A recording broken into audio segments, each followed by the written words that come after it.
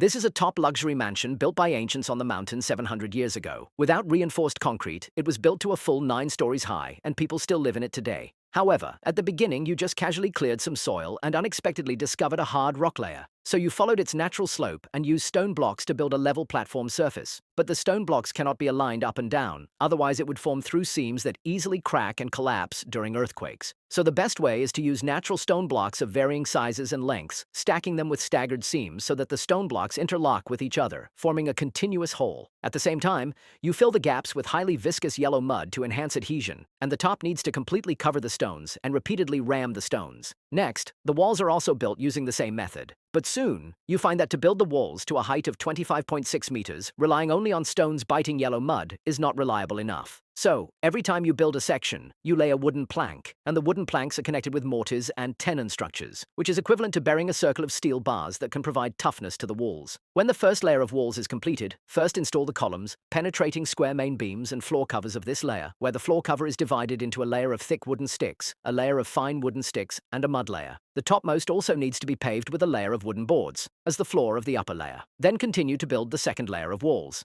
But if in the end every side of the walls is built to 25.6 meters, the building's center of gravity would be too high and difficult to keep stable. Therefore, you plan to build the house in a stepped shape, small on top and large at bottom, lowering the center of gravity, which is not easy to collapse, and the appearance is more beautiful. At the same time, the empty outdoor area does not need wooden floors, so you directly add a layer of fine soil on the basis of the coarse mud layer and repeatedly ram it solid. When the weather is clear, you can dry grains here. If you worry about rain, then you can also hang the crops on racks in the corridor. In addition, you have reasonably allocated the entire building. The first layer is the health preservation area, the second layer is the kitchen and living room, the third and fourth layers are bedrooms, the fifth layer is the hall, and the 6 to 9 layers are storage rooms. The storage rooms are not lived in, so there are no doors or windows. Interestingly, the single log ladders connecting each layer are all chopped from one whole log. If foreign enemies invade, you only need to remove the ladders and the building instantly becomes a fortress that is easy to defend and hard to attack. In addition, when building the walls, you reserved many small window holes that can temporarily be used for observation and shooting. Then congratulations, you have successfully built the Risi Mamba carved house,